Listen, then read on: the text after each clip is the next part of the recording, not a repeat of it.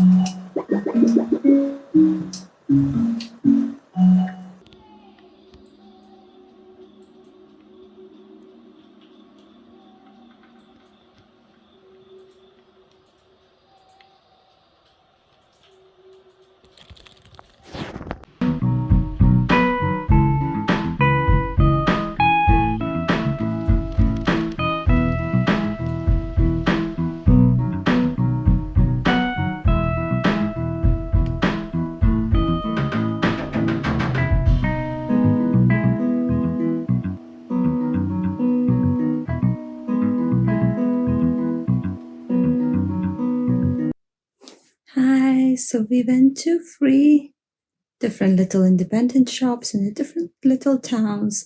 So it was Stillwater, Darlene, and Red Lion Books. And we got some books. And recently I got way too many books because I'm in a big reading stage right now. I think I was not been actually able to write a lot, and I've been so affected by my book release that I was like just feeling like drained and tired and like disheartened a little bit. So, I got myself into reading instead. So let me just show what we got through all of them. And they all are lovely in their own ways, and there's a lot of different selections dependent on the bookshop. I felt like we have different categories and different ways they arrange their books. And so this is what my partner got. So I thought I'll just get this out of the way. Apparently, is History of Toilets, and it's just a book in a children's section, actually, I think, in illustrated books, and like it has little facts and whatnot about toilets. And he was like, this is such a good book to gift to someone. And I'm like, sure. In any way, then a couple other books I got is The Fellowship of Puzzle Makers. I didn't know if it was like a new book or old book, but actually then later on I saw this something on somewhere on the new releases. I only got it because, first of all, puzzles, right? And then like the book cover itself. I know nothing about it, but I thought I really enjoyed the puzzles itself, and I'm like, I must, no, I might like it. Now what does it say inside? Let's see. Clayton Stumper is an enigma. He might be 25 years old, but he dresses like your granddad and drinks sherry like your aunt. Abandoned at birth on the steps of a fellowship of puzzle makers, he was raised by the sharpest minds in the British Isles and finds himself amongst the last survivors of a fading institution. When the esteemed crossword compiler Pippa Alsbrook passes away, she bestows her final puzzle to him, a promise to reveal the mystery of his parentage and prepare him for his future. Yet as Clay begins to unpick the clues, he uncovers something even the Fellowship have never been able to solve. That's and it's a secret that will change everything. And anyway, it just looks so, so cute. And I was like, I love puzzles, and I feel like there's gotta be puzzles in it. So, and also says sometimes finding a place in a world is the greatest puzzle of all. And that's what I like. It feels like the core is gonna be not something like negative or dramatic event happen. No, dramatic events do happen, but something warm in the core of it. Anyway, and then let's go by the books I don't know at all first. Upon a Frost and Star. Now, I want to say I felt like this was mentioned to be like a bewitching new story inspired by The Great Gatsby and Swan Lake. So I was like, this is such a weird combination, and I want to see it live. And this is very beautiful book at the same time.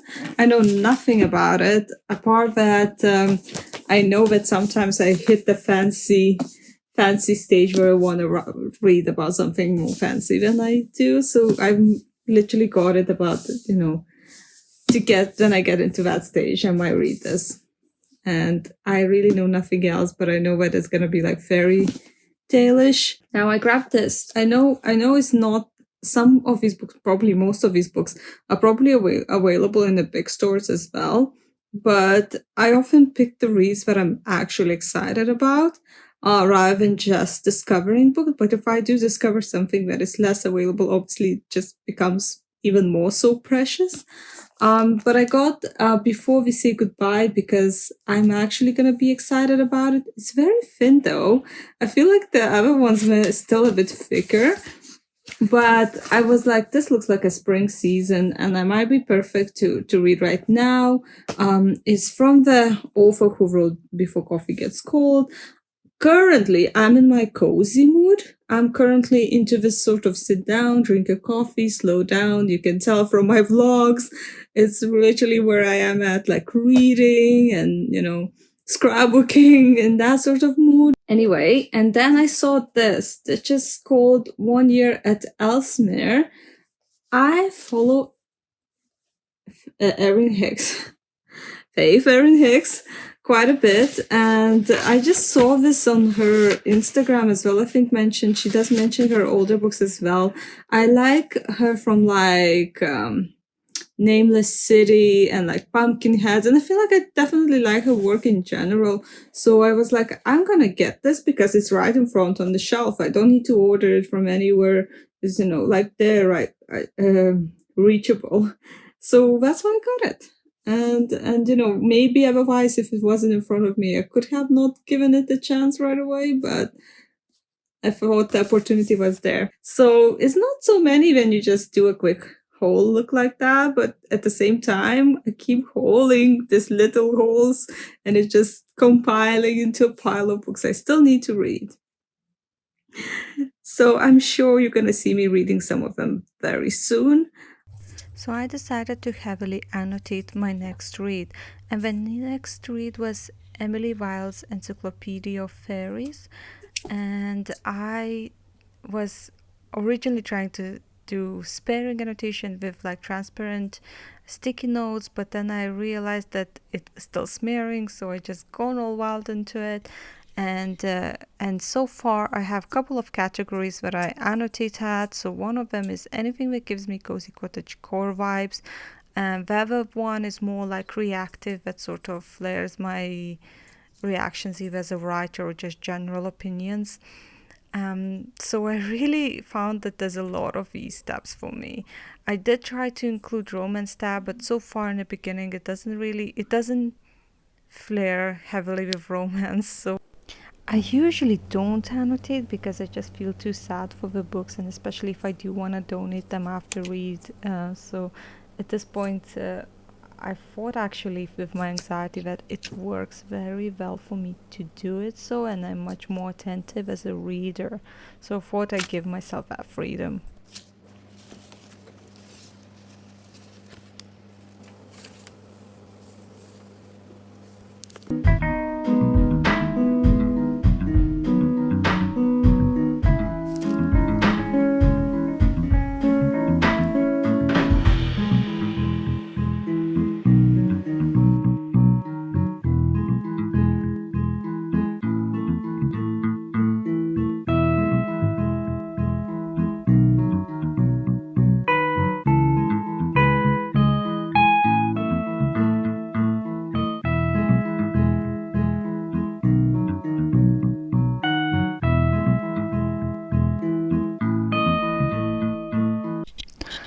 I also wanted to share a couple of little things. One of the things is I recently saw a cute short that I believe is either Pixar or Disney, as it exists on Disney Plus, but it's called Piper, and I haven't seen it before, and it was absolute joy.